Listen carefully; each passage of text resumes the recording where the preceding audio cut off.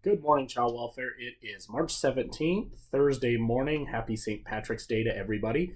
Um, and this is the video that some of you have been waiting for. I am going to unveil our plan to start using the building a little bit more and when we are going to start doing this. So we are just going to get right into this. And the first thing that I wanted to let you guys know is how this is really grounded in our why. And the why about why we are asking folks and expecting folks to use the building a little bit more is to provide our onboarding staff, our new staff, various opportunities to build meaningful and supportive relationships so that that can contribute to lowering their learning curve, shortening that learning curve, and assisting them in reaching levels of competency and confidence that will assist in retaining quality staff. And what we would like everybody to understand is that we'll be trying on this plan for a few months, and during this time, we'll have feedback sessions set up to ensure that we're heading in the right direction. We in leadership know that this is going to land on each person differently, but we also believe that everybody holds the importance of retaining quality staff and how we all can contribute to this very important topic.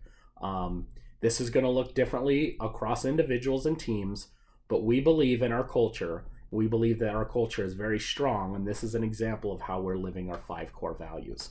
So that's really why we're doing this, and just a few sentences about why we believe that this is important. So what does this look like? So for our new staff, onboarding staff will still be allowed to do their virtual new worker training at home if their home allows for this to happen. But while they're doing their TOLs, the expectation will be that the new worker will be in the building. Once an onboarding staff is done with their new worker training, they will be expected to use the building as their quote unquote home base for the next 4 months, 4 days a week. So it still allows 1 day a week to still operate in that virtual world. As we know, that's still going to be part of our world moving forward. During the first 3 months, weekly supervision will be in person, and the next 3 months, it will be virtual every other week. And again, this is with our onboarding staff.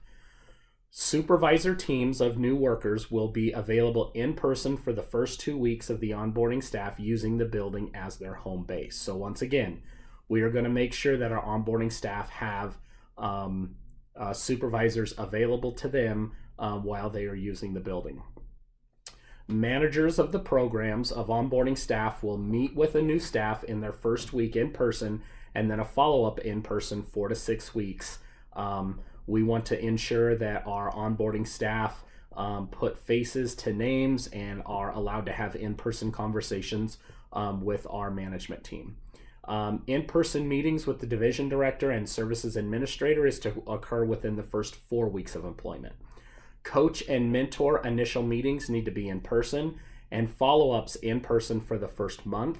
And after the first month, virtual can be used, although the preference is still going to be in person. So again, I believe that coaches and mentors for the most part have been primarily doing that already. We're just going to call it out and just really emphasize that the preference is going to be in person for those coach and mentorship meetings. But we certainly know that, once again, we are still acknowledging that virtual is a big part of our world, and that is still a good way to stay in contact with our new workers. So what does this look like for teams? Team meetings are to occur in person every other team meeting while using the virtual option during off times. Division meetings will be in person, and the expectation is for all staff to attend in person unless approved by a supervisor for different reasons. This is not a different expectation than we had prior to the pandemic.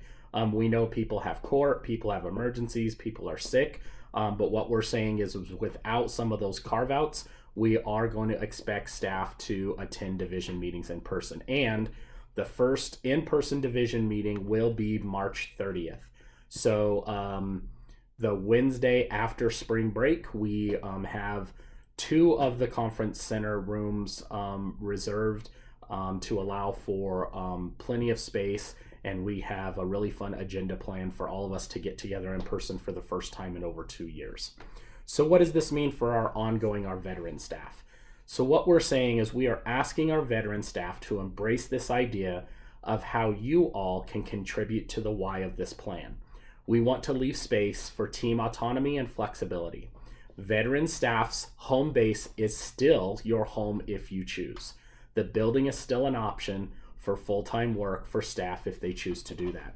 So in a nutshell, guys, what we are asking is for veteran staff to take a look around the landscape of our division and see how you can support our onboarding and new staff, understanding that building meaningful and supportive connections really does contribute to retaining quality staff. Yes, you can start to do that virtually, but to maximize it, in-person work really does maximize the opportunity to build those connections. So folks, I'm going to leave it at that. I know this video is long. I will also be sending the plan through an email. I'm very open for questions and concerns and comments. Again, we are in a try-on phase, and we are going to keep an eye on what this looks and feels like over the next several months. And if we need to shift and pivot and adapt, we certainly will be able to do so. I hope everybody has a great rest of your day. Continue to take those questions to your supervisors, managers, and myself, and we'll see you around the corner. Bye-bye.